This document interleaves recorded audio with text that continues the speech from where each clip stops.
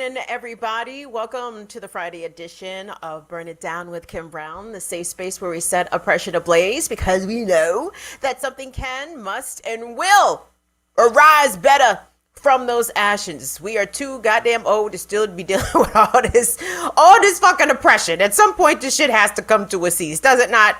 Does it not? And if it will not stop on its own, well then, bitch, we will place fire and flame to it and make sure that we kill it with fire and flame. That's it. That's the post. That's the tweet. How's everybody doing out there today? Hopefully everybody is enjoying your week. I suppose. Here we are in December. And as we look around the news cycle, it's of course a lot of squirrelish shit happening, and many of things that we are going to get into. Let's see who we got in here checking in with us today. Hello, Chuck Diesel. Hello, Tyler. What's up, Stoner Loner? Hello, Damien. Welcome. What's going on, Luke Kang? Thank you so much. What's up, Natalie? What's going on with Afraid Not? Anna Hart is in the building. Sugar Booger's in the building. Who else we got up in here? Everybody. Pookiewood, I got your message, honey, and thank you so much. Ursula, I got your messages too. I appreciate y'all reaching out, and I'm going to talk about that at the end of the show, by the way, if you don't know what I'm talking about. The conversation got a little heated over there on the Remix Morning Show at Black Power Media, so much so that I'm going to be taking a little break. And I'm going to talk about that at the end of the program. And let me just say off the top that this is not anything personal. I love everybody over there. I please encourage and vigorously encourage you to not only subscribe to Black Power Media, but become a patron of Black Power Media, support Black Power Media in all ways. But I think when it comes to issues pertaining to the patriarchy, this is where there seems to be issues of misunderstanding and perhaps some conflict. So I'm gonna get into that a little bit later in the program, and I appreciate y'all. No, we good, Liu Kang. No, we good. everything is good. Everything is good. I just need to chill for a second. You dig? So anyway, that's later. That's later in the program. Hey Shirley, what's going on? No, y'all are good. Everything is good. What's going on, Janice? How are you, sweetheart? No. see, now I feel goofy because y'all don't even know what in the hell I'm talking about, and to me that's even better. That's even better. But I'll bring you up to speed towards the end of the program, so don't fret. Everything is on the up and up. Luke Mon Nation is coming on at 7:30 tonight. I expect all of y'all to be in attendance. You dig? Rad Starter TV coming on tonight. I expect all y'all to be in attendance. So let me just make it very clear. Hey, there's no beef, ain't none of that. But just some misunderstandings. So we'll get into that a little bit later. But as you see off the top, the topic of the program a little bit later is going to be the Democrats think we're going to vote for them in 2022 and 2024, and I am in utter confusion as to why they think that. As you know, Stacey Abrams has announced that she indeed will be running again to be Georgia's governor, and you know, to Miss Abrams' credit, she was able to make miracles fucking happen. The fact that the race was even that close, and dare I say that the race was tilted against her towards the Republican because of gerrymandering, because of voter identification and voter suppression laws in Georgia, all those things are definitely true. But my question is, what is Miss Abrams and these other Democrats who are seeking to maintain control of Congress in 2022 and again maintain control of the White House in 2024, what the fuck are y'all running on? Let's see. Those Roe versus Wade arguments ain't going that good. The Dobbs versus Jackson County, the Jackson Women's Health Center. Obviously, the case is being heard right now by the Supreme Court as to whether or not Roe v. Wade will continue to be the law of the land. That's not going well. It doesn't seem to be going all that great. And a number of issues that the Biden administration, or rather even promises that Joe Biden made while he was campaigning and is not following up on, like forgiving student loan debt, strengthening the social safety net, like increasing the federal minimum wage. As we heard today, Joe Biden is actually continuing Donald Trump's immigration policies at the southern border, making people who are seeking asylum, making them stay in Mexico. Like, this is all some Trump shit. So I don't know what the fuck Biden and all them other Bamas. I don't know what they're going to run it on, but we're going to discuss that a little bit later in the program. And the program is coming up later in the program. Also coming up later in the program, I have some good news I'd like to update you on, but it is stemming out of bad news. Out of Philadelphia, now a third man has been exonerated after spending decades in jail, okay? 3 men were railroaded by a corrupt former Philadelphia district attorney, and the district attorney had plenty of help by corrupt-ass police to put away 3 guys in connection loosely in these web of cases, as the Inquirer, the Philadelphia Inquirer reported it, that these men spent decades in jail. The gentleman who got out 5 months ago or earlier this year spent 34 years in jail. And it is great news that these brothers are coming home. It is abhorrent that they even had to spend 1 day behind bars for crimes that they did not commit. And it's further proof that the criminal injustice system doesn't work. It's never worked, and we should not expect it to work. But at the same time, it's important that these prosecutors do what they did in Philadelphia and reinvestigate some of these convictions, because there's a lot of Black people in jail right now, unjustifiably, who are innocent. And none of us are free until all of us are free. So let's be very clear about that. So that's the good news coming up a little bit later in the show. But the other, oh shit, that's the other shit I wanted to talk about. My bad. Y'all saw this shit in Michigan? First of all, our condolences absolutely going out to the families of the 4 students who were murdered at that Michigan high school just some days ago. I'm not gonna call him an alleged shooter. That nigga shot them people. The shooter, the murderer, the terrorist, as he is charged, is behind bars, facing charges, being charged as an adult. But now the breaking news that happened just before we went on air is that prosecutors in Oakland County, Michigan, have now decided to charge that 15-year-old murderer's parents with, I believe, the charge is involuntary manslaughter. And as of right now, to my knowledge, these parents cannot seem to be found. They don't know where they are. Isn't that mighty convenient? But I wanted to juxtapose this case versus a video. I won't even say this video has gone viral, but there's a video floating around from where I grew up, from Howard County, Maryland, of school resource officers pinning a Black student to the ground, pulling his hair, punching him in the face, all because it was alleged that he had a gun. Well, it turns out he didn't have a gun.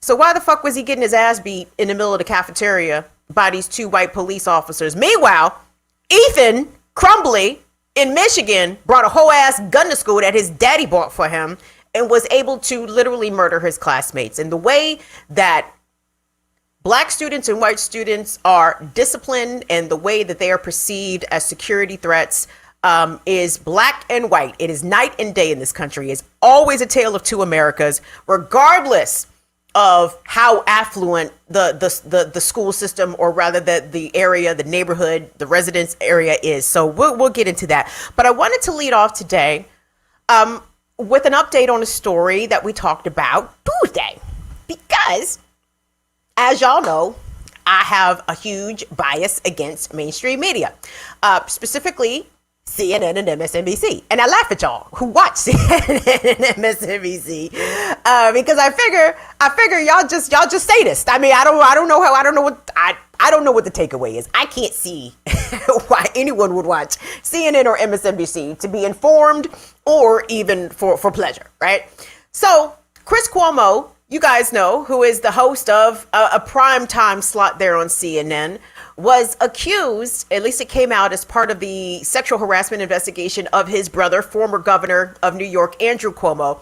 As part of this investigation by the New York Attorney General, they discovered that Chris Cuomo was using his sources as a journalist, as a very high-powered journalist, as a popular journalist, as a well-known journalist who has a political family name. He was using his contacts to try to dig up dirt about Andrew Cuomo's accusers, and he was reporting back to his brother's team, right, about who these people were, what they were saying, etc. Gross misuse of his position It is highly unethical as a journalist for Chris Cuomo to have done that. It was highly unethical for CNN as a news agency to even allow Chris Cuomo to do a lot of the brotherly, chummy, powder puff, softball interviews that he had with Andrew Cuomo while he was governor. So, as you recall on Tuesday, I didn't think anything was going to happen to Chris Cuomo.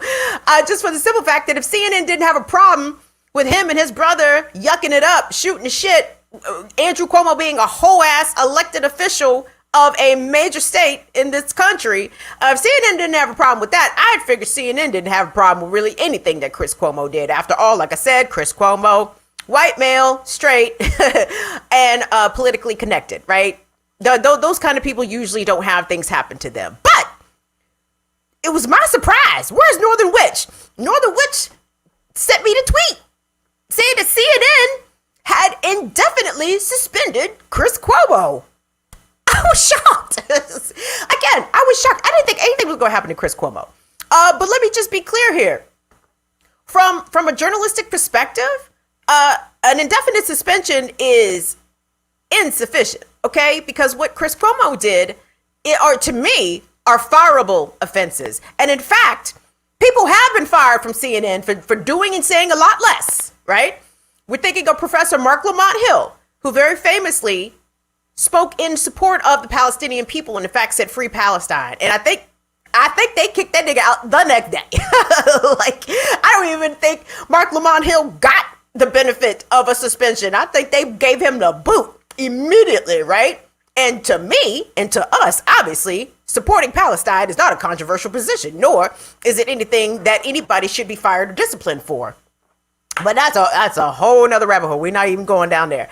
But y'all, I wanted us to hear from Chris Cuomo for a brief moment, because Chris Cuomo, despite being indefinitely suspended from his 7-figure job, went to his other 7-figure job and lamented about what had happened to him at his first 7-figure job. Tunde, let's take a listen to what Chris Cuomo had to say on his Sirius XM radio show.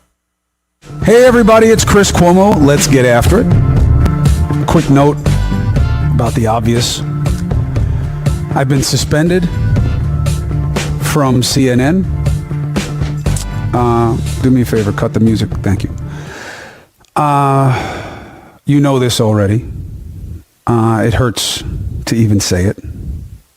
It's embarrassing. But I understand it. And I understand why some people feel the way they do about what I did. I've apologized in the past. I mean it. It's the last thing I ever wanted to do was compromise any of my colleagues and do anything but help. I know they have a process that they think is important. I respect that process. So I'm not going to talk about this any more than that. So for right now, let's just get after it. And there's plenty to do on that score.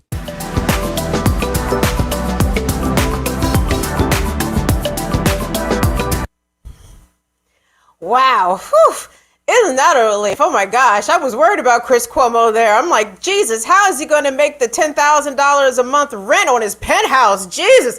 I'm pretty certain, and I don't actually know this for a fact. I don't know whether or not Chris Cuomo is suspended indefinitely without pay. But even if he is suspended without pay, I'm pretty sure whatever he's making over at Sirius XM will just be just enough to cover the bills and make sure that Chris doesn't go hungry out here in these mean streets in New York. Hey, Jonathan Guerrero, hello, sweetheart. Thank you so much for your super chat. Jonathan says, you know, Cuomo will still have a job. If they brought back Jeffrey Toobin, even after he was on a Zoom call with his dick and balls out, Jonathan Guerrero did not say that. I said that.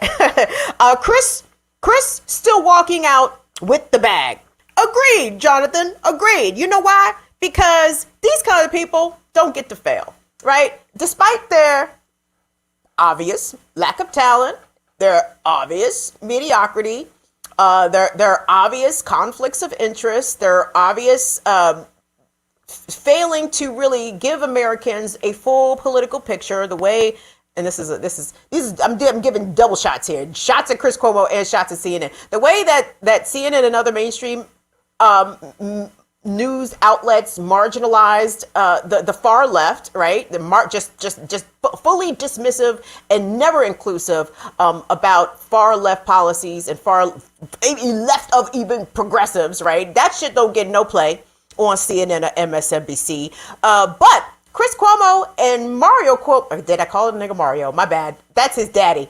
Andrew Cuomo, yes. I'm sorry, one of those governors. I get them all confused. Chris Cuomo's relatives who have been governor because there's more than one, right? And I'm sure that had no reason as to why Chris Cuomo got hired over at CNN. I'm sure that had no bearing on that at all. But it just goes to show you who gets canceled and who actually never gets canceled. Chris Cuomo's not been canceled. Chris Cuomo said deuces CNN, I'm gonna go across the street to my other job, and I'm sure his other job had no qualms, no issues whatsoever with Chris Cuomo's unethical conduct as a journalist in all news pertaining to his brother, but in this specific instance, trying to get dirt on his brother's accusers. I'm pretty sure Chris Cuomo will suffer no penalty for that over at SiriusXM. Why? Because, that CNN, by the way, and MSNBC are guilty of this. Number one, they love to make sure that the children of the elites remain employed, that they remain relevant, that their name and their family name remain in the news cycle and remain highly visible, right? So CNN is going to guarantee that. But it just goes to show you, y'all, in the zeal that these mainstream outlets have in trying to make sure that a white male face occupies those primetime TV slots. And I say white male specifically because I know that there's Maddow and there's Joyanne, yeah. But they also recycle Brian Williams' fucking lying ass over at MSNBC. And what's the other one? The other Bama. Oh, Lawrence O'Donnell, he's still over there, about 95 years old. That's cool. And CNN, same thing. Like CNN has no problem making sure that a straight white male face has to be occupying one of the primetime chairs, and not even straight, because I know Anderson Cooper is gay, but he reads very cis, right? He ain't up there trans. He's not even up there femme, right? Anderson is reading extremely straight until he tells you he's gay. So I just hate things. You all needed to know that. Y'all needed to know that I hate the things, and y'all needed to know that Chris Cuomo is extremely comfortable despite his suspension. Meanwhile, let it have been someone else, a person of color, let it have been a woman, let it have been a black person using their power and their influence in order to dig up dirt regarding sexual harassment accusers. They would have been fired, no questions asked, contract terminated. It wouldn't even be a process to even go through, right? So we've seen this happen before. So fret not, y'all. The kids of the elite are going to be all right. So there's that news. I don't even know if I'd call that good news because to me, it's no news, basically. Chris Cuomo should have been fired. He's not fired. CNN make sure he didn't get fired. That's it. Chris Cuomo lives to collect more checks. Picture that. I want us to move along, y'all, because there have been a series of stories coming out of Philadelphia. Now, we know that Philly has I think Krasner just got reelected as the district attorney of Philadelphia. And out of the so-called progressive prosecutors, I guess he's the best one. If we calling prosecutors good and bad, because I think pretty much the role of the prosecutor is bad since their entire role is to lock people up. And oftentimes they will do so unscrupulously without proper facts, with tainted evidence, with compromised witness testimony. I mean, prosecutors don't have a problem bending all the fucking rules, breaking all the fucking rules in order to ensure a conviction. And what has happened recently in Philadelphia is that they have been engaging, at least Larry Krasner's office has been engaging in they have an integrity unit and a criminal investigations integrity unit in which they are revisiting old convictions that I suppose they believe were obtained via ill-gotten means, corrupt cops, corrupt prosecutors, etc. And in connection to a series of murders that happened in Philadelphia in the 90s, 6 people were killed, and 3 people in this web of cases surrounding these murders, 3 men were sentenced to long sentences, decades in jail. All 3 of them did decades in jail. And as of this week, a 3rd one has been exonerated. 2 others have been exonerated and since released. This 3rd one just got exonerated and is awaiting release. And I wanted to take a look, if we could. We're going to hear the stories of 2 of these guys, okay?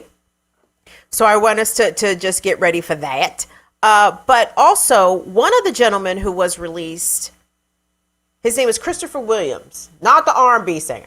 I checked. It wasn't promises, Christopher Williams. It wasn't Don't Wake Me, I'm Dreaming, Christopher Williams. Another gentleman by the name of Christopher Williams, who was wrongly accused and convicted of a murder, of several murders. And he was released from jail, and now he has filed a $100 million lawsuit against the city of Philadelphia for his wrongful conviction.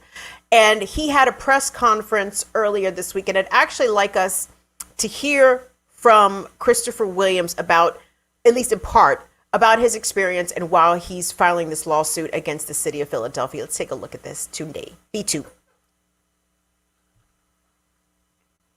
To this day, I don't know at times what freedom feels like, but I'm trying to figure it out. Wow. I don't have time.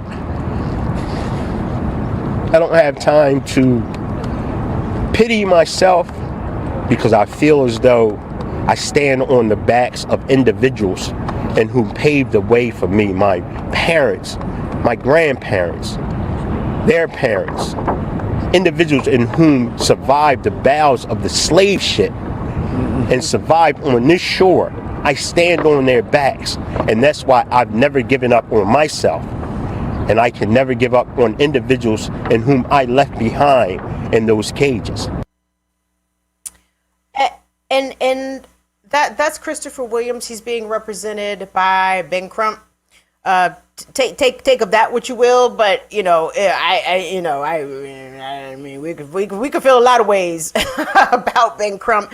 At the same time, if he's getting these people money, then I'm okay with his role in that way, in trying to make sure that people are getting compensated, even though there is no way that people could ever be repaid back for literally decades in jail that they spent for crimes that they didn't commit. So if we could go back to B1 today, back to the Inquirer piece, because I wanted to highlight some things.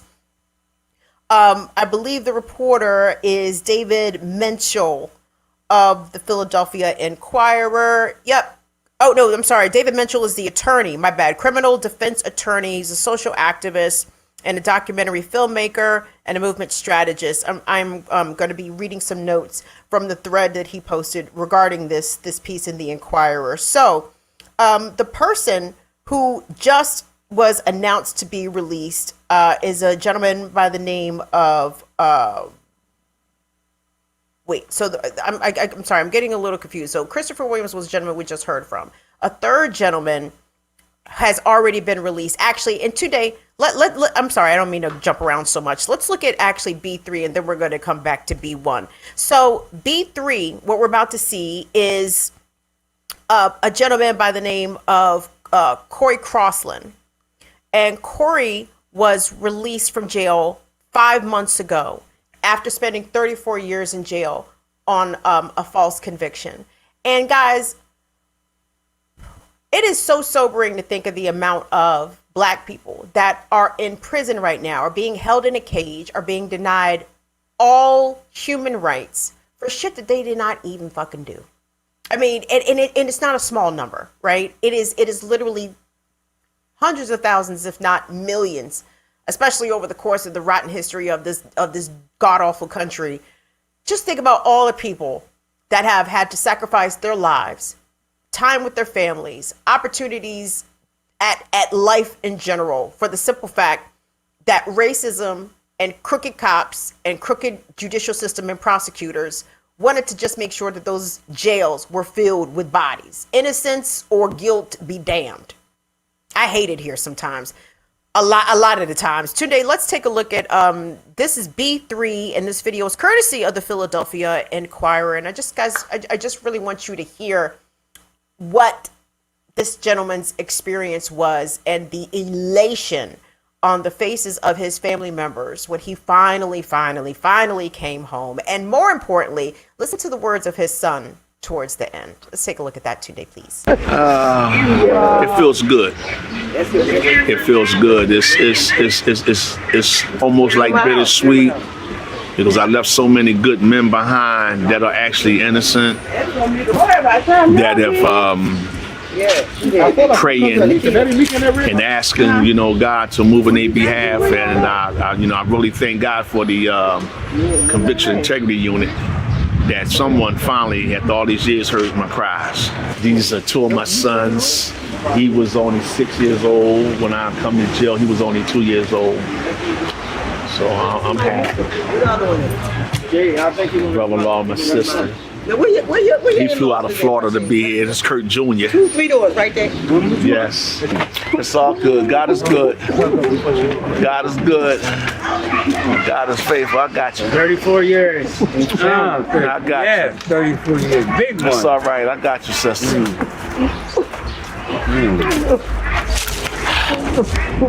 Okay. After 34 years, to just be here outside of a place that I know, to just be even in your presence and to not be in prison clothes, even though I still had the pants on, not the shirt, but just to be away, I just feel great. Oh, you're gonna break my back.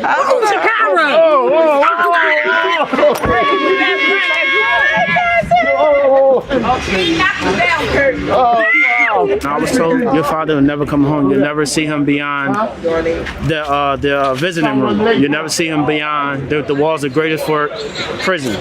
I've been going up to the prison so much to the point where the guards knew me from a little boy on up. I done seen guards retire and go about their life. And I gave up hope. And then it seemed like once I backed off, it seemed like God started to roll that ball. And now as a result, my father's home after 34 years. After 34 years, that is the son of Curtis Crossland, 60-year-old man who has been released from prison in Pennsylvania. He was released back in July. Do I have that right? Or he was released over the summer after spending 34 years behind bars for a crime he did not commit. Okay. Now, this conviction, in addition to the gentleman that we saw at the press conference, Christopher Williams, and then a third gentleman by the name of Troy Carlson. If we go back to B128, okay, I finally got my shit together. Okay, Troy Carlson is now the third man to be exonerated in connection with a series of murder convictions conducted by a Philadelphia prosecutor, former Philadelphia prosecutor, that relied solely on the testimony of an informant. But the informant says that they were coerced, they were coddled and browbeaten into providing information that the police knew was not true, and that by extension the prosecutor also knew was not true. But that didn't prevent them from taking all three of these gentlemen to a whole ass trial and sending them to jail for decades of their life, decades that cannot get back. So let me do some quotations here real quick. So the corruption in these cases, I'm quoting David Mitchell's thread here as in connection to this Inquirer piece. The corruption in these cases is so extreme. Police buried leads and hid and destroyed evidence and coerced troubled teenagers to tell fictitious stories to fit the evidence. And they did it all to obtain convictions at any cost, despite the truth. Okay? The sheer number of these old Philly murder cases tainted by brazen police and prosecutor corruption boggles the mind. This prosecutor by the name of Roger King, a quote different prosecutor from the one implicated in today's case, has had 7 murder cases overturned. Slap me silly. 7 murder cases. 7 murder cases overturned. I don't even want to read no more. I don't even want to read no more. Like, I'm furious.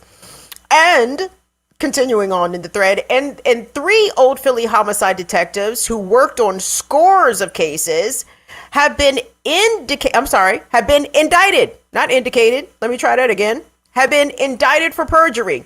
It's a vast web of the most arrogant criminality, y'all.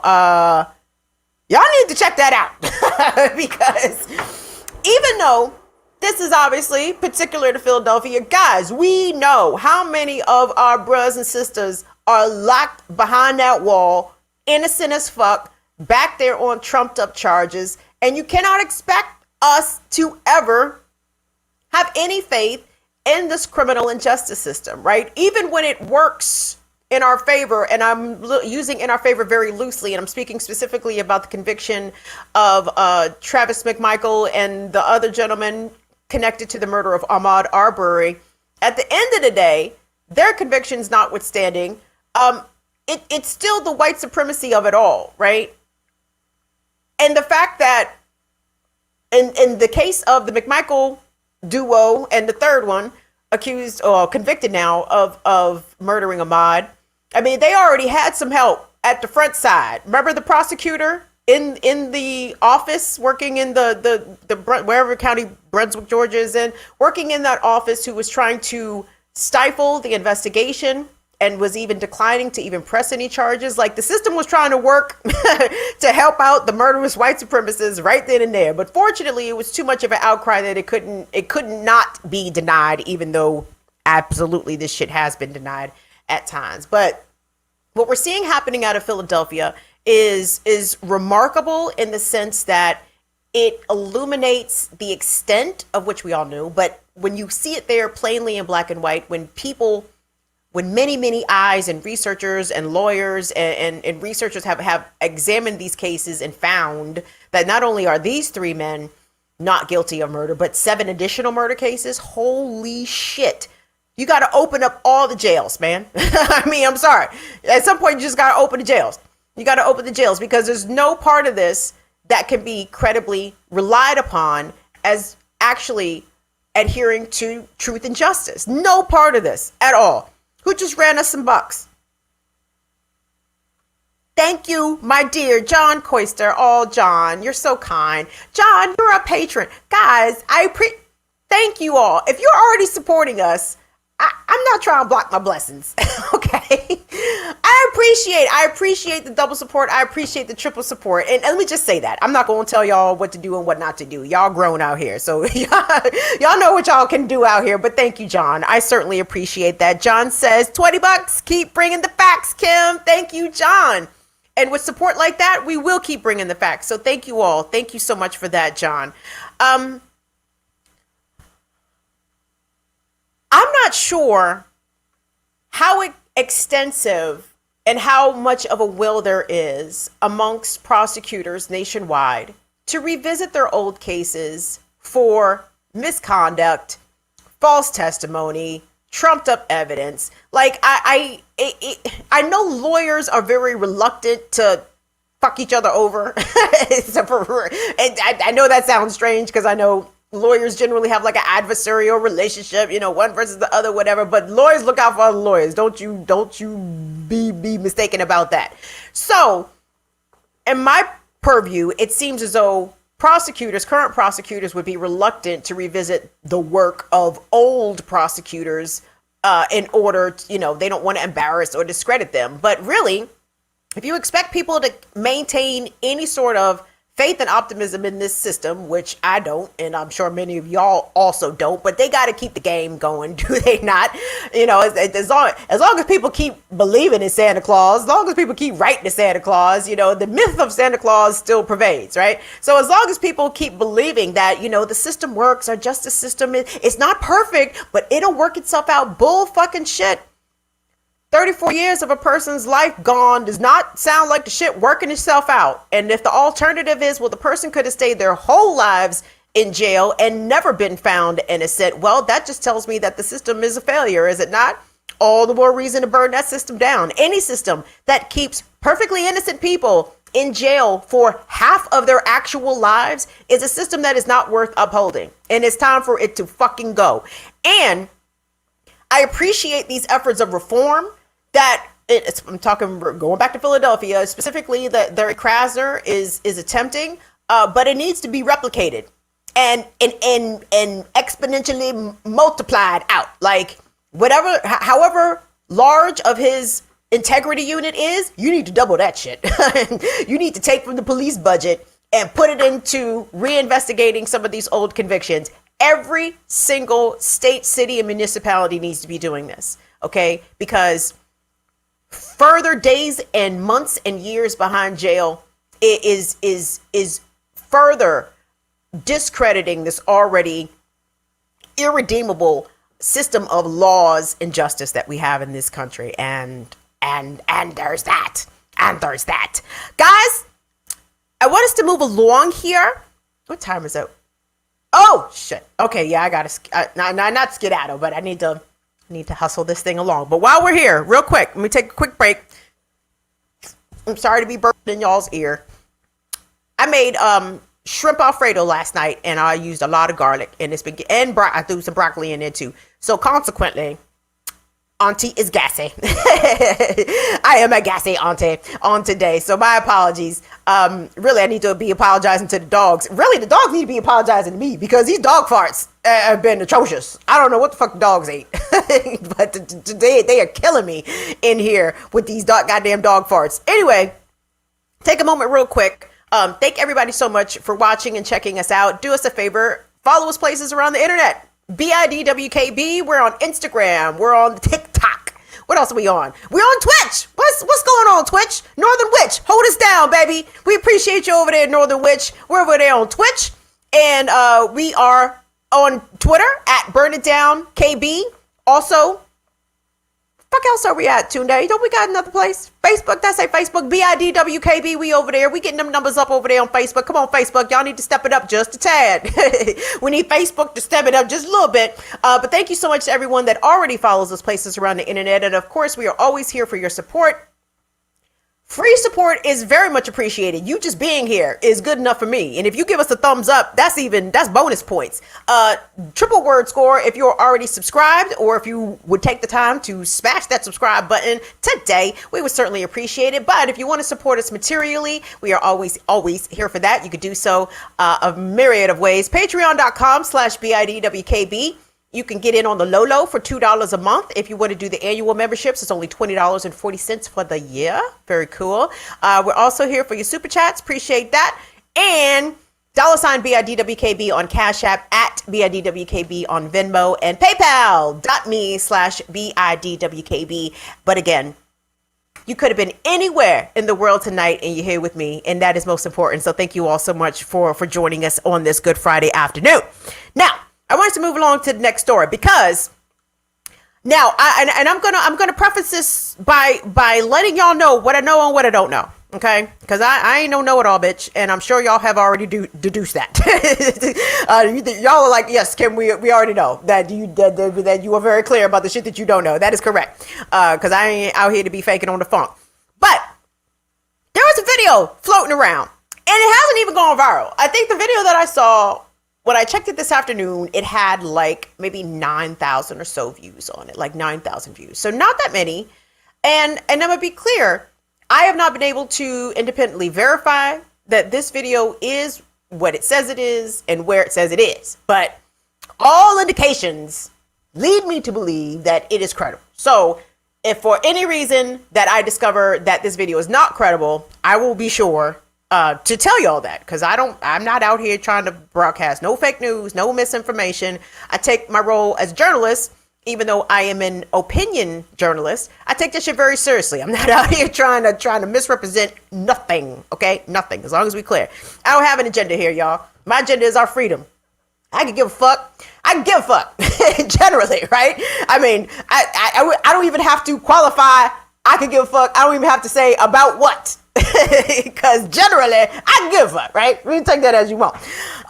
So check this out. So we're going to be looking at C1 here, Tunde. So this video allegedly was shot in a Howard County high school, Howard County, Maryland. Okay, Howard County is where I grew up. This was not the high school, at least not reported to be at the high school that I attended. It was reported to be at Howard High School, which, by the way, was segregated for a long time. Howard County has had a very mixed record on race and race relations, but that is another topic entirely. So I want us to take a look at this clip. And again, it is reported to be of a black student. Well, fuck it. You know what?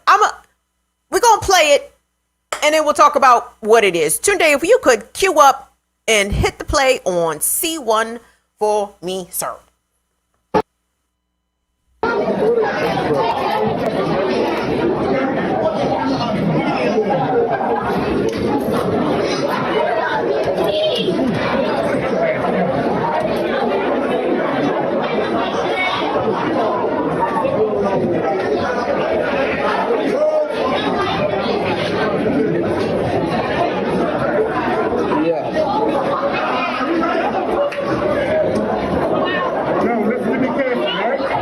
Listen to me very fucking carefully. You understand me? You don't call things. You don't call things. You don't call things. So I wanted you guys to see that because I want to illustrate the different ways of which we all know that the way that black children and white children are disciplined and the way that they are perceived as security threats in school and how those are handled drastically different. So this video that you just saw, again, alleged to be of what y'all just saw. Y'all just saw two school resource officers on top of a student, a black male student, pulling his hair, punching him in the face, and telling him that he needs to calm down.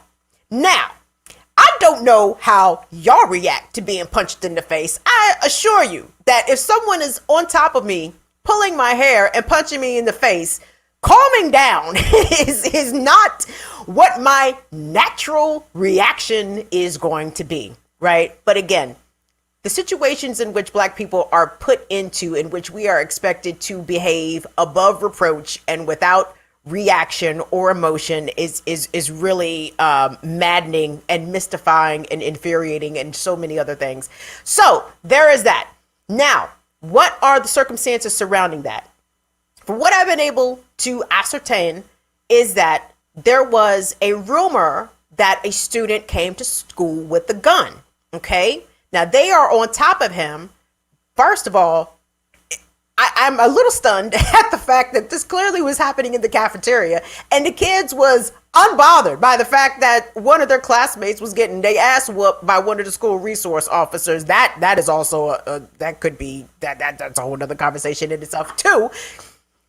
But the allegation initially was that the child was carrying a weapon. Okay. Now, in screenshots that were posted to the internet that Howard High School sent out to parents, either I think an email or a letter that was sent home to parents, it indicated that no gun was ever found and that no credible threat was found to be present on the campus that day. So if there was no gun found, why the fuck is the police on top of that boy whipping his ass like that? I mean, is it just expected that black children must be dealt with harshly, corporal punishment, with strong discipline, physical discipline? If the child didn't do anything wrong, if the child at least was not in possession of a gun as accused, why is he being handled that way? Why is he being treated that way? I'll let y'all discuss that amongst yourselves. So I want you all to, If I could just jump in there. So even if he does, even if there were rumors that he had a gun, I mean, the dude punching him, that shows more than just, oh, you're trying to stop somebody who has a gun. That shows like malice. Like that shows like you have some sort of ill will towards this person. It's not, oh, I just need to apprehend this person and make sure that they're subdued so that they don't, do anything destructive. That had anger behind it. So, I mean, I obviously I don't know what happened before, the clip cuts on, but I mean, even if the kid's swinging at you or whatever, as a grown ass adult, like for you to be punching a student in his head like that, I mean, it speaks for itself. Precisely. I mean, Tunde, you saw the kid is on the ground. I see the kid's arms restrained. I see his hands restrained. Like, I don't see him. And again, you're right. I don't know what happened before this video began recording. But from the whence the video did start recording, the child appeared to be restrained, right? And again, it's this strange, paradoxical expectation that if you beat somebody, they're supposed to calm the fuck down. Like, I'm so confused by that. Like, how in the fuck? It's like comply, punch, punch, punch. Like, it goes against your natural inclination as a human to defend yourself, right? Of course, you're going to try to use your hands at minimum to block punches, right? So again, the expectations that are placed upon Black people in this country when approached by law enforcement or people acting as agents of law enforcement, like a school resource officer, it's like, calm down while we fuck you up. Like, come on, this shit don't even make any sense. So y'all saw that, right? We all saw what we just saw. Again, if I get any information that what I have described to you and what I have reported to you is anything other than what it is, I will come back and make that clarification again. I'm a journalist out here. I will own my fucking mistakes if I make them. But so juxtapose that with the shit that happened in Michigan, right?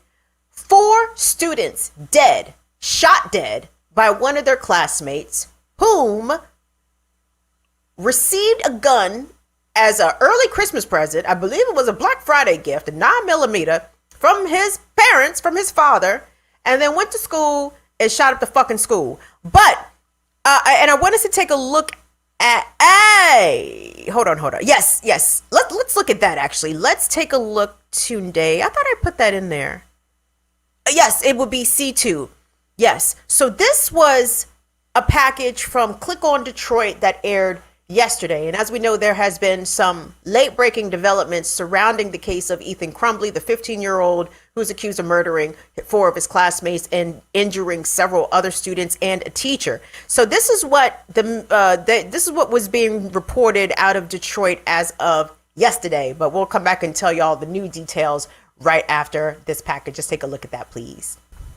Devin, that's right, including that this suspected shooter's in-classroom behavior had become so alarming, his parents were called down to the school the day of the shooting for a conference with administrators. And investigators are saying, from what they have discovered, this was not a spur-of-the-moment decision.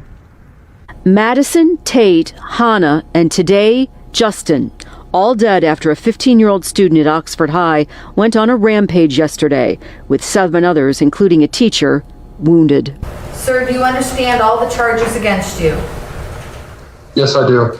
Ethan Crumbley was charged with 24 counts, including terrorism and first-degree murder in a crime the prosecutor says was no spur-of-the-moment decision. Judge, a preliminary review of the defendant's social media accounts, his cell phone, as well as other document evidence recovered on scene, show that this defendant planned the shooting. He deliberately brought the handgun that day with the intent to murder as many students as he could. The accused shooter's behavior had raised red flags before yesterday. We have since learned that the schools did have contact with the student the day before and the day of the shooting. Yesterday, before the shooting, that 15-year-old's parents were brought to school for a face-to-face meeting with school administrators over his classroom behavior. Just under 3 hours later, school cameras recorded him. And what's depicted on that video, honestly, Judge, I don't have the words to describe how horrific that was. The accused shooter seen coming out of a bathroom and firing, aiming for students' heads with a gun his father bought last Friday. His parents, who briefly appeared during his arraignment, are also facing potential charges. With the right of owning a gun comes responsibility. And the responsibility of a gun owner is to securely store that weapon and to keep it out of the hands of somebody who could kill people. And in this case, that does not seem to have happened. Prosecutor McDonald says she's limited with what she can share at this point, but did say this late tonight. There's an additional piece of evidence that hasn't been released yet, but I can assure you it was troubling, it was disturbing, and unfortunately, he was allowed to go back to class. Back here live, that 15-year-old is being charged as an adult in this case. He has since been moved here to the Oakland County Jail. The judge said no bond, and his attorney entered a not guilty plea for him. All right, so that package was from Click on Detroit. And like I said, the breaking news that happened just before we went on air is that the parents themselves, Ethan Crumbley's parents, have been charged with involuntary manslaughter. And according to the New York Times, they are the first parents charged in a high-profile school shooting, charged with involuntary manslaughter. Currently, they are fugitives, although their lawyers are saying that they will turn themselves in. We'll see. We'll see about that. They said the U.S. Marshals are out there searching for these Bamas.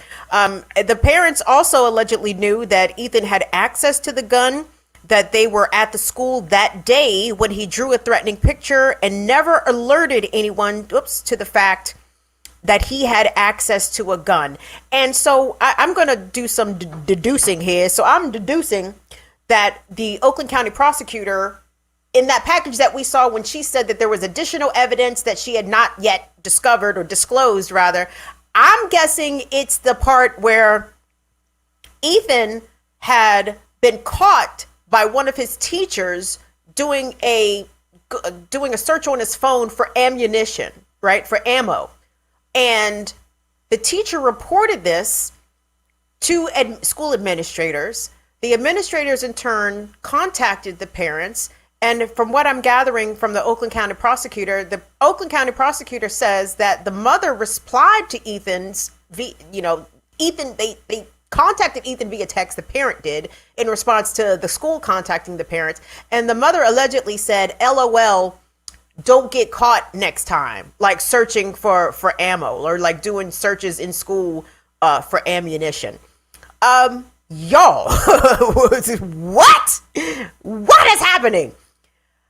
It's not surprising to me that obviously Ethan, despite the fact that he had been some sort of a behavioral disturbance in school, was allowed to return to school, did not appear to suffer any discipline or any repercussions beyond his parents being notified about his behavior. But when the parents of a terrorist and a fucking psycho killer are not bothered by their child's behavior, what does that mean for for everybody else's kids? You understand?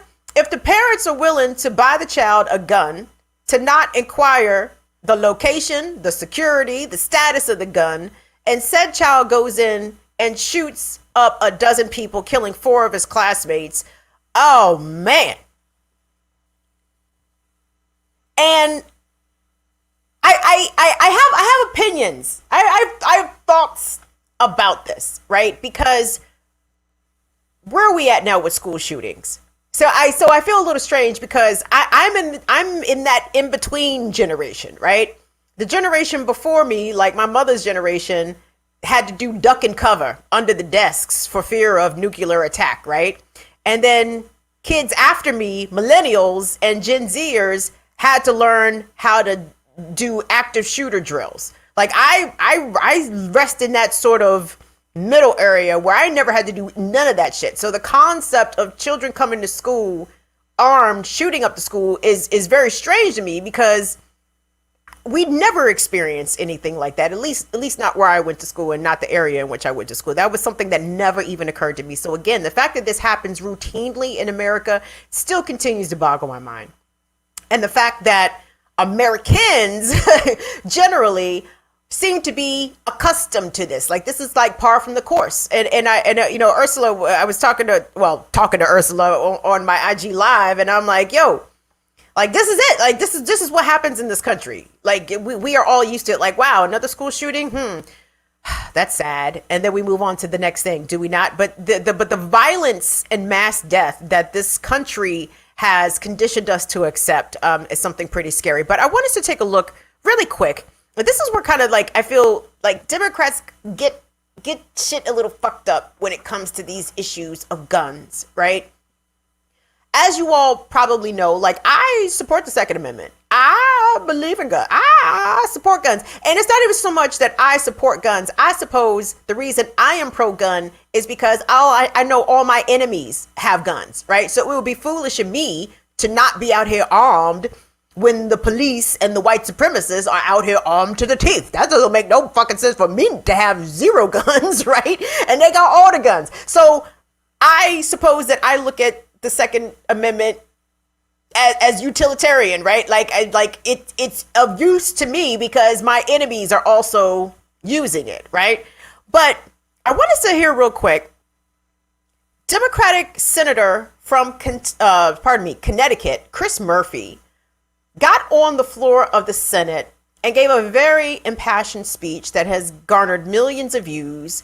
And I get the sentiment where he's coming from, but I think it's misplaced. Excuse me, gassy auntie. Tunde, if we could look at C3, please. I understand that my Republican colleagues have very strong views on issues related to abortion. But I listened to my Republican colleagues come down here one after another today and talk about the sanctity of life at the very moment that moms and dads in Michigan were being told that their kids weren't coming home because they were shot at school due to a country that has accepted gun violence due to Republicans' fealty to the gun lobby. Do not lecture us about the sanctity, the importance of life, when 100 people every single day are losing their lives to guns, when kids go to school fearful that they won't return home because a classmate will turn a gun on them, when it is in our control whether this happens. You care about life?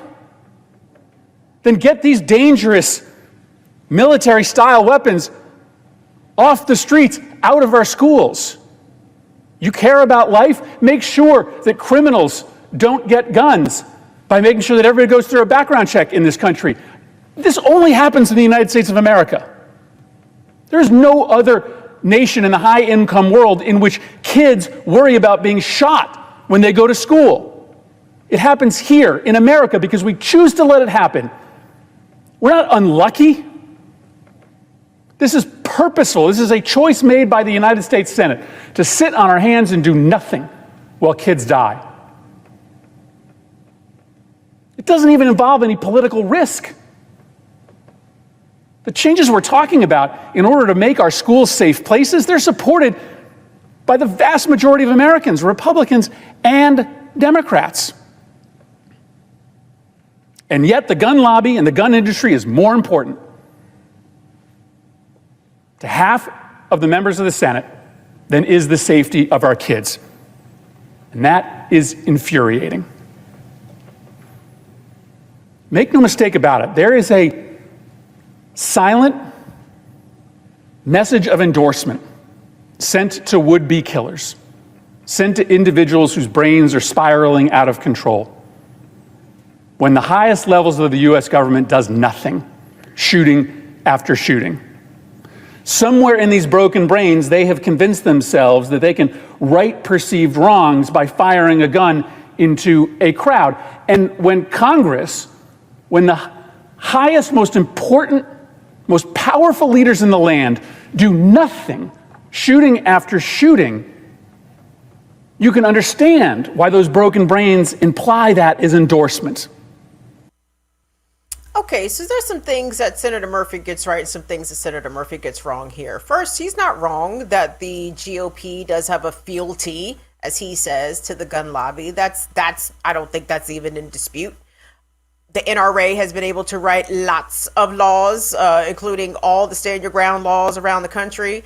And we understand that the gun lobby wields a lot of power, especially amongst the GOP, but not exclusively, right? So, but where Senator Murphy gets wrong here, when he talks about the proliferation of military-style weapons on our streets and in our schools, and he uses this while referencing the tragic shooting that just happened in Oxford, Michigan, right? The kid didn't have a military-style weapon. He had a legally purchased handgun that, for all accounts, any red flag laws that are at the federal and state level designed to catch people who are trying to illegally buy guns, it would not have worked here, right? And there's a lot of instances in these mass shootings in which the Democrats afterwards decry the lack of leadership and the lack of will, and we just sit here and let these things happen. I don't disagree with that, but what you're suggesting, at least the rules or proposed new legislation that you're suggesting, would not have stopped this tragedy or that tragedy or this other tragedy, right? When these guns are legally purchased, there's no more legislation that can be enacted that could try to prevent this. So obviously the guns are just the symptom, the method in which to enact this violence. The problem is that and I know this may sound unpopular, okay, but from my opinion, I feel as though the criminalization of adolescent students fighting in schools is a huge problem, because teenagers are at the age where their hormones, their emotions are a bit unpredictable and conflicts arise, okay? And I'm in support of teaching the kids conflict resolution, but I'm sorry, some shit cannot be resolved through talking the shit out, okay? And I don't think it's a bad idea for all kids to know how to knuckle up, okay? Now, I know y'all like, Kim, are you advocating kids fighting in school? Absolutely, yes. I'm advocating that we need to have fight clubs in school, because I tell you one thing, if the kids learn how to fight, and most importantly, learn how to take L's, because a lot of the reasons these school shootings happen is because these kids are so fucking scrotum, they don't want to get beat up, right? Like, the notion of them getting beat up is so untenable, and it's something that they literally cannot live with. So they would rather go in there and take a life than get beat up. And that's a mistake, right? We should not be charging kids who get into fights at school with assault. That's stupid. That's a suspendable offense, right? That's a good 5-day suspension, right?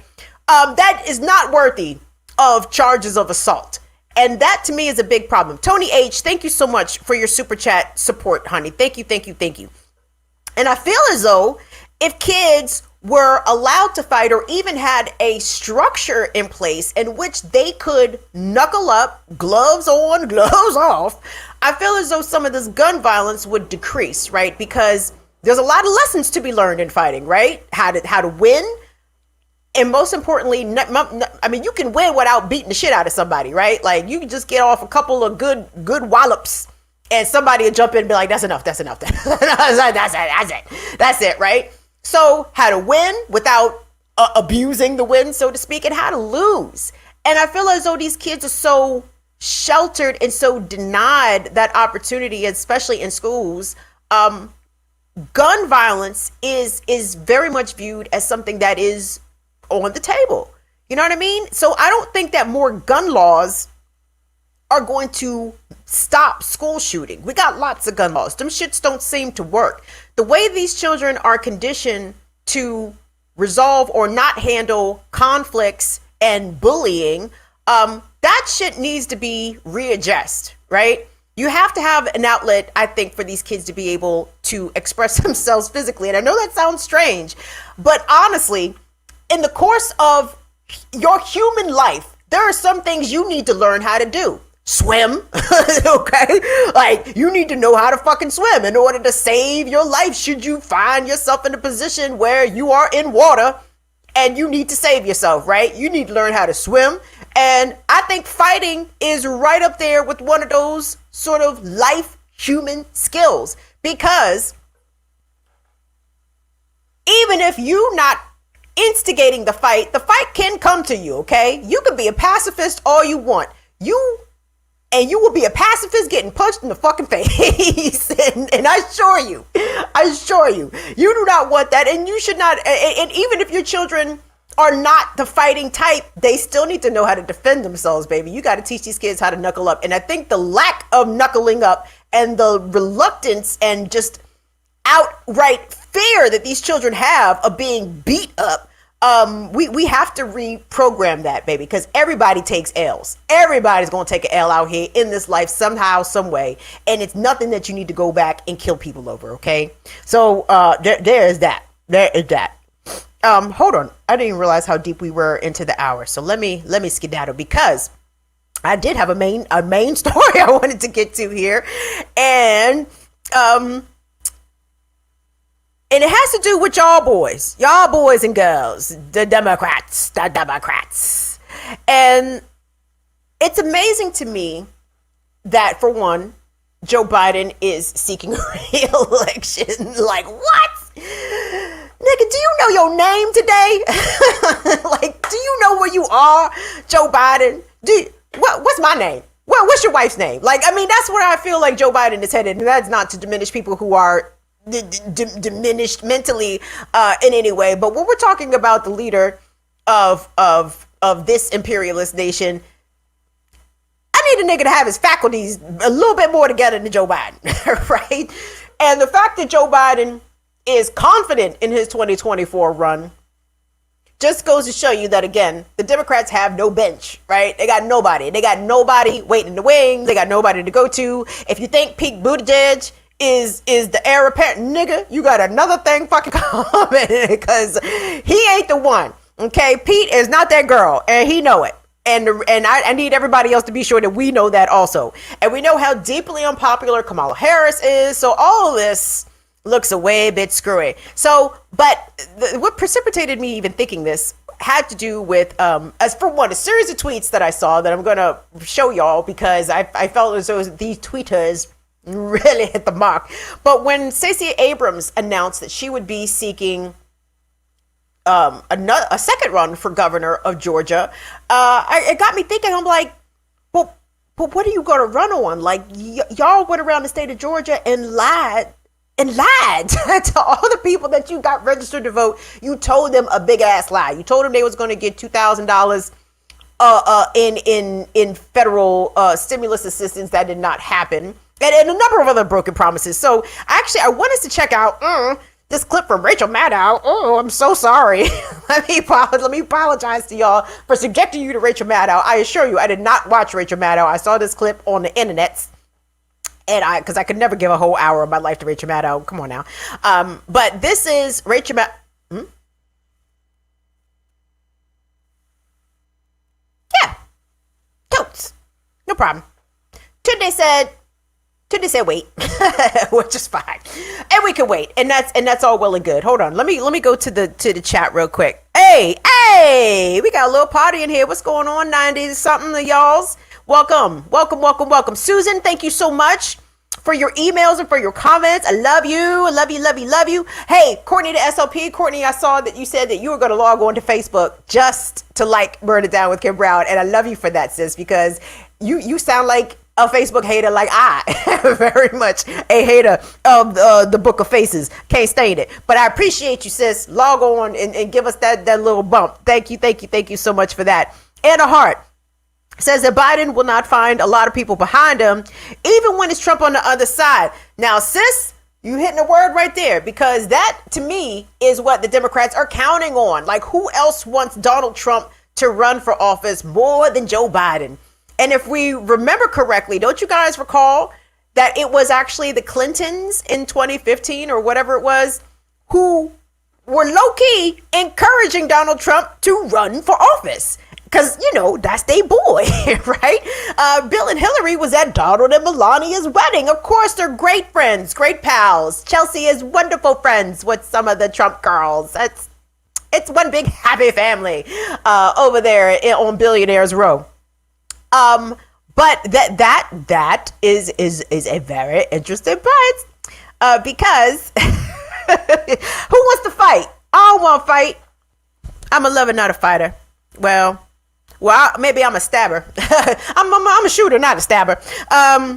What's up? Well, I'm sorry. Shut up, Today. These people know I'm playing with them today. Come on now. I'm not violent.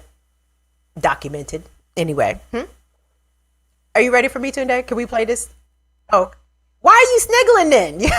You over there sniggling. All in my air. All I hear is Tunde giggling and shit. Let's see, where else are we at here in the comments? Boomers need to retire. Who said that? SCH Dan. I guess, Dan. Listen, I'm cool with boomers.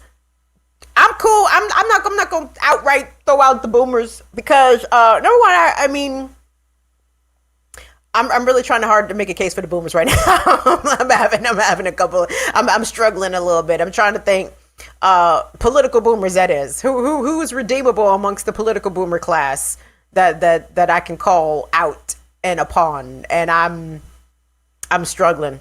I'm struggling right now. Sheila Jackson Lee, maybe, maybe. I don't know. Are you ready for me today? All right, so okay. Hey, I'm gonna keep it a buck. So I exported the clip. I exported the clip, but it was I didn't realize at the time it was only one channel that was playing. So what I don't want to have happen is for us to be listening to like half the conversation. So I got you. Okay, so well, yeah, tell you what, it's actually ready now. Are you sure? Because I was okay. So what's that girl's name? Stacey Abrams was on that other girl's show. What's that girl name? Rachel Maddow, yes. Right.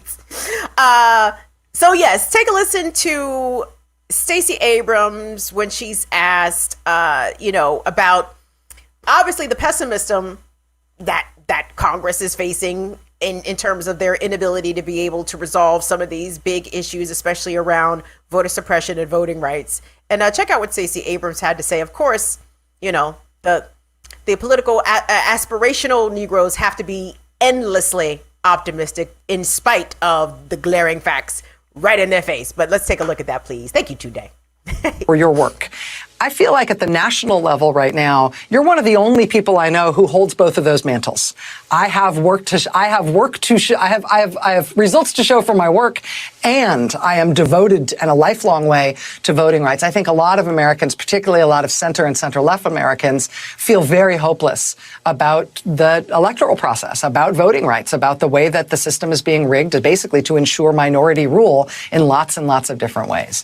Do you feel like there is a practical way forward there? Certainly in Washington right now, it feels incredibly stuck. I actually do feel that we are making progress. And sadly, because of the dramatization of our politics, we have come to expect these high moments of achievement. But the work is hard, and it's plodding, and it takes time. But what we have watched over the last 10 months on voting rights has been a shift among those who were not standing with us, who are now standing and leading on the issue. We have seen changes made in the language to protect our voters, to protect our election workers, to protect our democracy. And we are continuing to see progress. I am very bullish on the likelihood that the Freedom to Vote Act and the John Lewis Voting Rights Advancement Act will pass, because we know that in lieu of their passage, what we saw happen across the states this year is going to be redoubled starting in January. When new state legislatures come back, when they feel the fervor of the insurrection filling their veins again, they're going to continue to pass voter suppression legislation. And Congress, especially the U.S. Senate, has to understand that action is vital. And we're seeing that play out with the gerrymandering. We're seeing it play out in how election workers are under attack. And we're seeing it play out in the conversations about whether we have a real democracy. But I have faith in our leaders because I have faith in our people. Americans will not stand for the fall of our nation, and I believe that we will continue to lift our voices. But more importantly, we have seen 50 senators say it time and again that they're going to put patriotism above partisanship, and my hope is that they will be joined. And if they aren't joined, then at least we will see action taken, because whether or not people want it done, we know we need action to be taken. And listen, guys, let me be clear here. I saw KevZ 24/7 say that, you would want Stacey Abrams to be elected governor, as would I. And in comparison to Brian Kemp, comparison to that junior Klansman that they currently has a governor, without a doubt, I think Stacey Abrams will be an improvement over that. And Shirley, I see you in the chat too, darling. Shirley says, we can't afford to be pessimistic. The GOP is dangerous. I really do think we are one election away from fascism to take over. Well, Shirley, I don't disagree with you there either. I understand that, yeah, we can't afford to be pessimistic. But the Democrats themselves, from the top down, are giving us very few reasons to be optimistic, right? So I have to, I mean, despite her neoliberalism, I do take my hat off to Stacey Abrams. What she was able to accomplish, she and those other phenomenal black women, I'm thinking of Insay Ufat from the New Georgia Project, amongst other groups, black women-led organizations that did miraculous shit down there in registering people to vote and trying to combat hundreds of thousands of people being kicked off the voter rolls simply because they were black or brown, because they, for a myriad of very dubious reasons, right? People were removed from their voter rolls.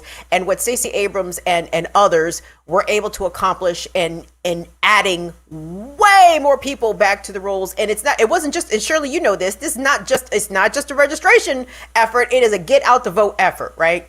And so for Georgia to have 2 Democratic senators delivered to them in one election is nothing to sneeze at. My question is I just don't see how this can be repeated, because what are they running on? Like, what exactly can Democrats take to the people whom turned out for them during a pandemic, turned out for them in spite of hostile electoral conditions? Obviously, we know that the way that elections are conducted in primarily black areas is way different than how they go in white areas, especially in Georgia, where black voters were standing in line for hours at a time, in some cases 8 hours or longer, dealing with too few machines at polling places, dealing with broken machines, like dealing with every single obstacle you can think of to discourage people from voting. They still turned out the black vote, and they still gave unprecedented senatorial victories for Democrats in Georgia. Now, explain to me, like what can you come with? Like, what are you going to tell the people that you're going to do for them that you were not able to do for them the last time? Despite the fact that they came out for you in a pandemic, came out and stood in line for hours and hours, came out in scorching heat, came out. I want us to run through some tweets that I saw of some very astute, I think these are women's, all the women's. Pop up D2 if you could for me, Tunde. We're gonna run through these joints. I'm gonna read them and we're gonna run to the next one. So D2 comes from a sister says whoever. So Twitter user says whoever says, when Roe is overturned, I am begging you to please not send a dime to Democrats or Planned Parenthood or NARAL. Please, please, please send it to local organization and abortion funds and practical support networks. Yes. Yes, because the case for Roe is going ungood. And really, if Roe is overturned, the Democrats can firmly blame themselves, because when Obama was in power, they had a supermajority in Congress. They had that opportunity to make Roe, or access to abortion services, a federal law or included in the Affordable Care Act. But no. Democrats, soft as scrotum skin. You know they can't be counted on to do shit when they're actually in power. Let's go on to D3. Tunde, also from the Twitters, another astute Twitter user, who says, Dear America, we let 8 million of you get kicked off of unemployment. We won't cancel your student debt. We have a higher one-day COVID average than 1 year ago, and we aren't going to do anything to stop the rise of fascism or protect voting rights. But if you vote for us in 2022, right? Yes, right. How is the sales pitch going to go, gang? I mean, what the fuck is these niggas really say to people? That was from Xarine. I can't even say the person's name, but fuck it. Y'all see the shit. And I read you the tweet. And lastly, D4, brother Tunde. This Twitter user says, you may lose some rights, but don't worry, you can vote. Oh, wait, they're restricting voting and gerrymandering, so some folks' votes don't count. Okay, well, you can protest. Oh, wait, they made it legal to run over protesters with cars, and people can get away with shooting them. Okay, well, you can, and it's just, it's emblematic of the ways in which Democrats try to sell, like, turning out the vote at any cost, despite not having good shit to sell people, besides not having good policies in order to run on, despite not protecting the rights of protesters vigorously. And again, at the federal level, there are some things that Congress and Joe Biden can do federally. There's a number of things that Joe Biden can do executively with the stroke of a pen, but they won't do that. So how can people who might be inclined to vote Democrat, like, and again, and I already know, because if we're not voting for Democrats, either way, I know what that means. That means that we just not voting, right? Or we're going to turn out to symbolically vote, right? Which I have done for a number of times, just as a matter of performance, as an homage to the ancestors. Like, hey, I personally don't believe in this, but I understand the significance of what it means to be Black and American, to be able to cast a vote, because there are scores of generations of our ancestors who could not even fathom doing such a thing, right? But I don't believe that electoral politics and voting is the end all be all. I don't believe that we can vote our way to freedom. If that's the case, then and that's really what the Democrats are hoping to sell us, right? You have to keep voting for us because, hey, in 500 years, you eventually might be free. And it's like, but you got to keep voting for us in order for that possibly to happen. And I don't buy it. I don't buy it. And again, y'all will not ever hear me say, don't vote, right? I just won't do that, because even though I personally find it futile, I can't in good conscience tell you not to go do it, right? I just can't. I can't. I'm sorry. I feel, not so much that I feel voting in my heart, but I do feel as though not voting is a bit of a betrayal to the ancestors. And I know we can agree to disagree that whether or not all of the ancestors put all their eggs in the voting basket. We know that's not the case. But the ones that did were willing to go balls to the wall with it. In many instances, lots of people lost their lives or were maimed or had other negative life repercussions happen to them. They had to leave their families, leave their homelands, for the simple fact of that valiant act of resistance to even show up, be Black, and try to vote. I get that. And I have to confess it, like, I don't fully have all the answers when it comes to this. But I do believe that the Democrats are going to have to seriously, like, go far left of where they think that they ought to be. Like, they think that the middle is where it is. They think that they need to keep reaching towards the center or even center right, thinking that they can siphon off votes from the middle or those who might be center right. That's a failing proposition. Not if the Democrats expect to maintain power. And we are going to see Democrats' power continue to erode. I think this is it, honestly, for the Democrats. I think this is the last time that they will have a majority in Congress for a while.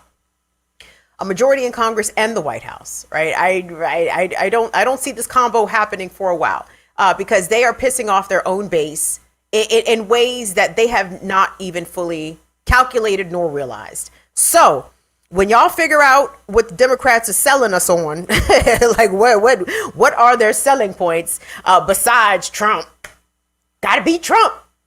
Okay, well, what comes after beating Trump? Y'all beat Trump. Now what? Oh, gotta get more votes. Y'all gotta send more senators to Democratic senators to the Senate. Okay, why? So they can stand in the way of shit like Joe Manchin and Kyrsten Sinema? Like, make it make sense. Make fucking sense. All right, guys, that's the show, but I wanted to say something real quick. So First of all, I want to thank everybody that has been joining us today, rocking with us today. We appreciate it. We appreciate it. We appreciate it. Luke Kang says, real quick to Luke Kang says we have to primary them in 2024. Dog, I feel you.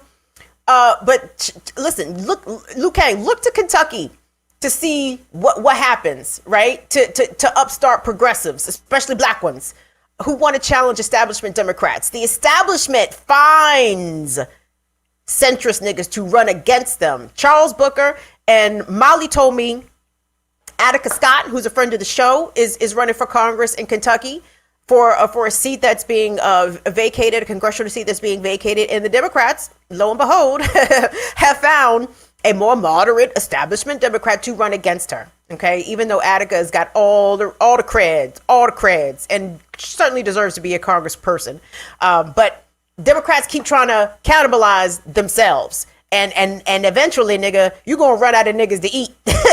Ain't gonna be no more niggas to vote for you because you done ate them all. Okay, so anyway, but and so let me put a pin in that. So if you watch Black Power Media on, I want to say it had to been Wednesday morning, we got into a bit of a heated discussion surrounding abortion.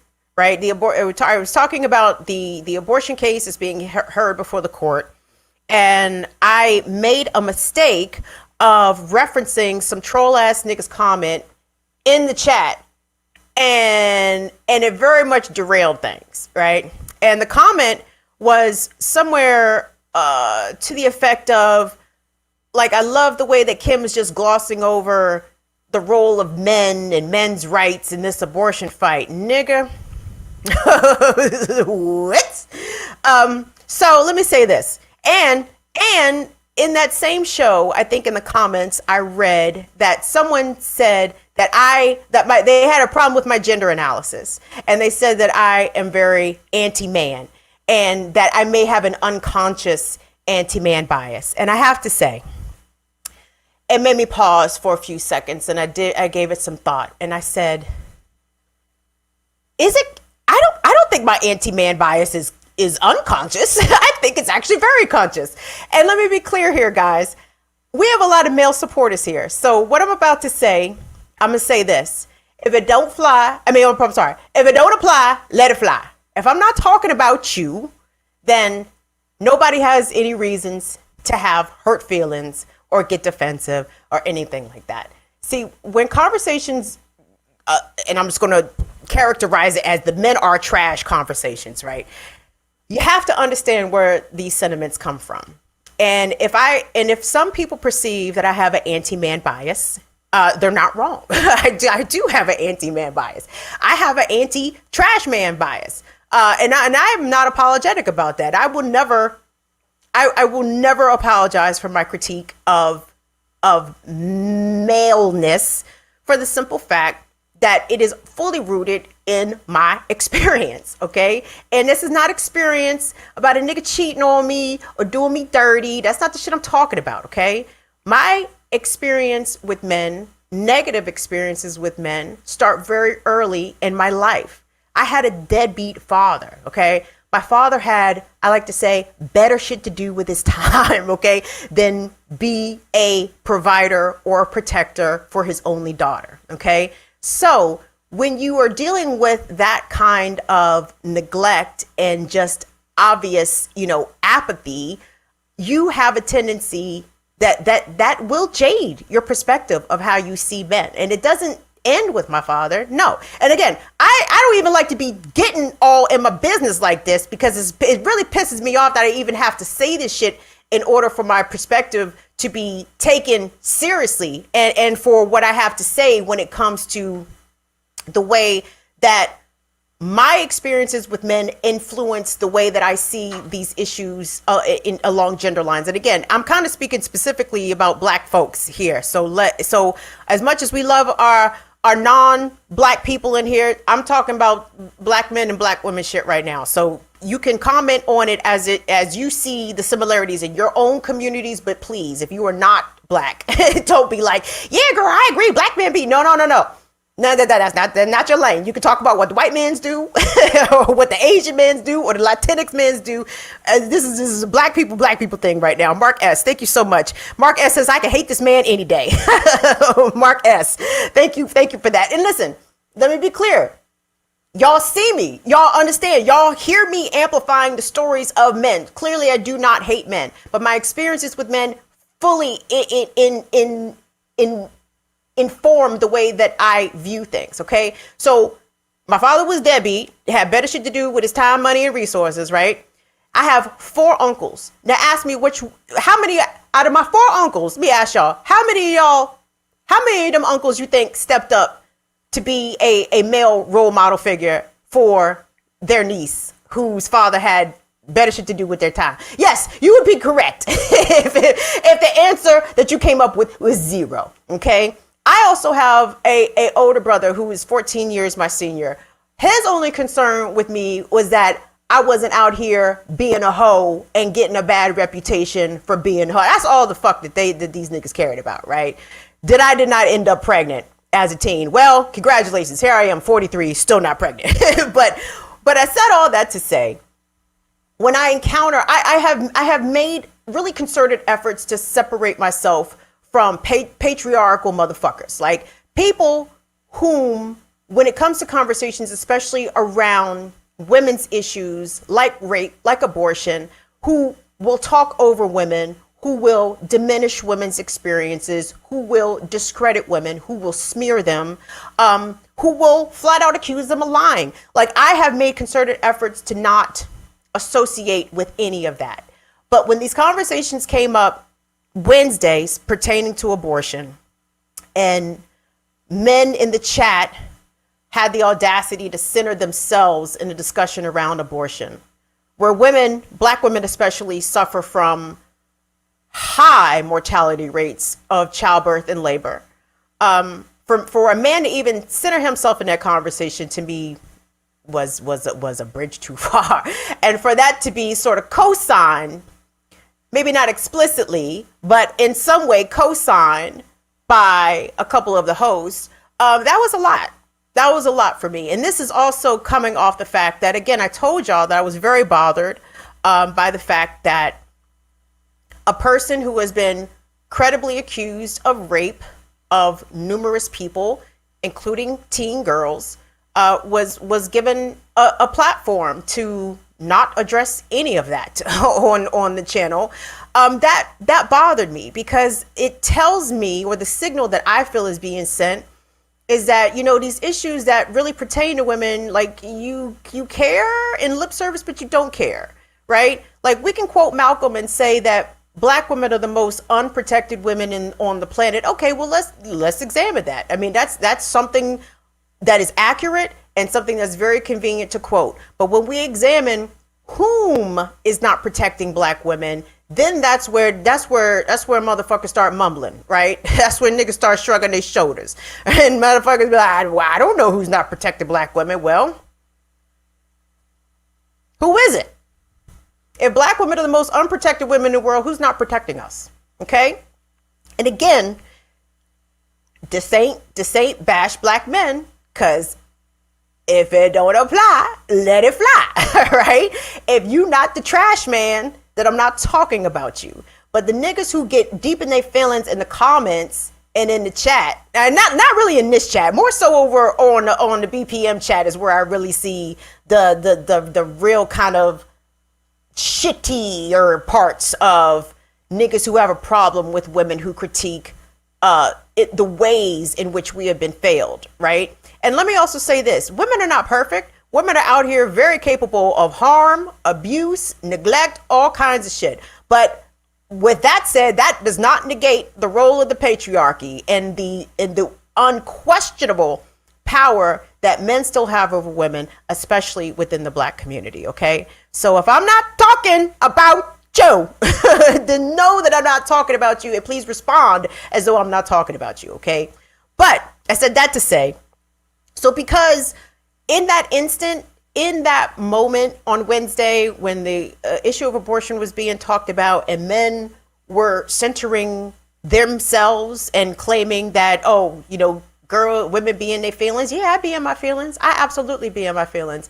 For the simple fact that if I come across as anti-man, there are reasons for that. And that's what I need y'all to understand. Like, so-called black feminists and women who go on men are trash tangents, we are just dismissed as being bitter without any examination as to how we have arrived at this, okay? And it doesn't mean that we don't love black men, don't mean that we don't love our community. Black women are the first ones who show up for black men every single time. And I can assure you that level of commitment is rarely reciprocated in the same ways, okay? So, again, if I come across as anti-man, it's for a reason, okay? It's for a reason.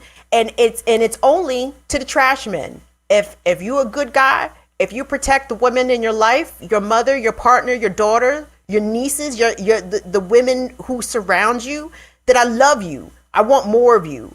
But where the issue comes up, y'all, is that especially when it comes to issues of abuse, DV, rape, sex assault, y'all just don't believe us. This is really all I can say. And I'm gonna leave y'all with this, okay? So I am a survivor of all kinds of shit, okay? I'm a survivor of DV. I'm a rape survivor. I'm a sex assault survivor. I'm a survivor out this. I'm a survivor. I'm all that shit, okay? All of it. And I don't necessarily want to share this, but I'm going to, just so you understand, okay?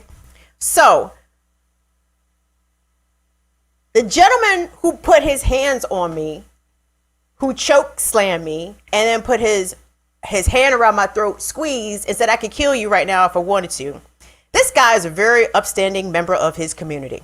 This guy has a great job. He has a beautiful home. He drives 2 luxury vehicles. He participates in coaching youth sports, and he beats the shit out of women behind closed doors, okay? Now, did I ever go to the police and press any charges against him? Nope. Why?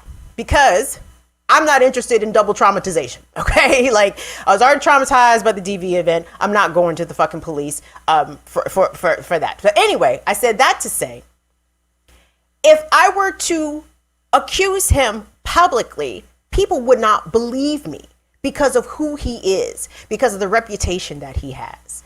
And when women make accusations, please know it is not something that women come to lightly, because we see the way that survivors are treated, okay? Treated. Women who come out and survive D and sex assault and rape, if they come publicly, they get more harassment, more threats. It's not the kind of attention that you want to get, right? So that's why a lot of people just shut the fuck up about this shit, right? Like, there's no point of me broadcasting this dog, the dog, I think let's say that, yes, dog is correct. There's no point in me broadcasting this dog because motherfuckers wouldn't believe me any goddamn way. Because he's a good guy, right? Because he, are you sure? Because he's real good with his kids and he does this and he does that. Yes, I'm very sure. Okay, I'm dead ass serious. And to the extent that even though this is years ago and whatever, I would never name him publicly because I think he's that dangerous. Okay, like I think he would try to come and harm me if I would ever to malign his reputation in that way. And I want y'all to know that even as survivors, women are forced into positions of protecting abusers. Okay, like I have to protect him because if I were to come out and talk about what he did to me, he would harm me, okay? So my silence is protecting his reputation still, okay? And there's a lot of instances in which women have to do that. You understand? Like, women remain quiet about shit because they know that it's not the perpetrator who's going to receive the backlash. It's going to be you. You understand? And listen, guys, I want to say this. I appreciate the comments that I'm seeing here in the chat. Listen, Franny French, love you, Susan, love y'all, Pookie, I love y'all. But I'm not telling y'all this for y'all to feel sorry for me. I'm telling y'all because this is some real shit. You understand? And again, if you have a problem with my gender analysis, well, hey, then have a problem with my deadbeat father. Have a problem with the nigga who put hands on me. Have a problem with the nigga who tried to take pussy from me. Have a problem with the nigga who was trying to touch on me. Strange man. I was riding the fucking Greyhound bus. Again, so many of these instances happen to women. So many random sex assaults that women have endured. I'll be quick. I was riding a Greyhound bus from Philadelphia back to Maryland. I fell asleep. The bus was packed. I woke up, this man's hands was in between my legs, okay? Now, what was I supposed to do? Am I supposed to start jumping up and screaming 2 o'clock in the morning on a Greyhound? You understand? Like, women routinely get put in impossible fucking situations. So don't you dare ever fix your fucking face to say that I am anti-man without even giving an inquiry as to why the fuck that might be, okay? Anyway, I'm gonna sign the fuck off because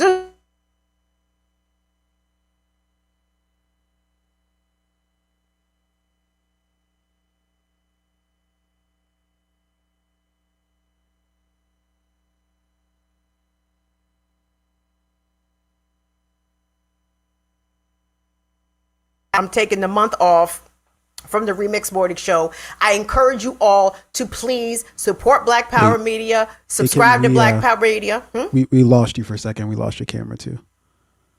Oh, am I still here? Can you hear me? I can hear you, yeah. But or we. Well, can hear what you, was the but, last thing you heard? Fix It's your cool. fucking mouth Listen. was I think the last thing.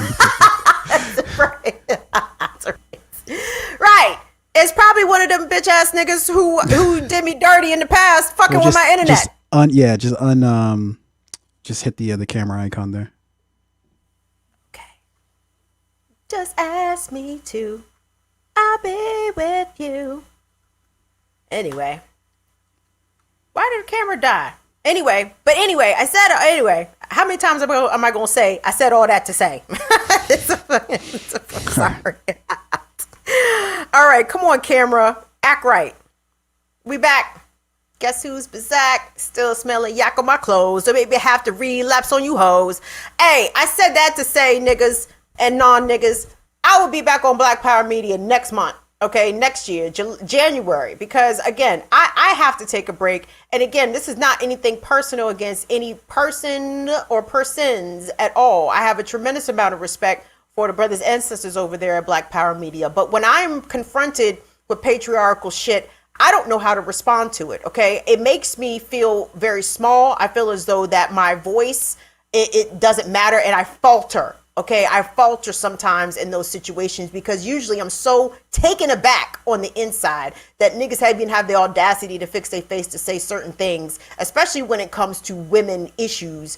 It bothers me. It fucks with me in ways that I really can't, I really have a hard time articulating. So in order for me to preserve my peace and to make sure that I'm being healthy to myself, in order for me to also engage in healthy dialogue with my comrades over there, I'm taking a little hiatus from the Remix Morning Show, and I'll be back in January if they'll still have me. So anyway, that's it. That's the announcement. Y'all, I've shared too much of my business with y'all today, and I'm grumpy that I did that, and I appreciate y'all's support, and honestly, and a heart, I love you guys to pieces.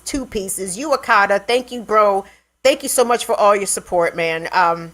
Yeah, there's that. Love you, Susan. Were you about to say something, Tunde? Okay. All right, guys. On behalf of me, Tunde, and Male, you guys have a great weekend. Be safe out here. Don't forget, COVID, Omarion, the new COVID, the Omicron, the Transformer, Decepticon, then that shit is still out here jumping on people. So I need y'all to behave yourselves accordingly, okay? Wash your hands, wear your mask, social fucking distance. Like, this shit is still already popping with this pandemic. So conduct yourselves accordingly out here. We love you guys. We will see y'all back here on Tuesday. Thank y'all so much. Love y'all. Bye-bye.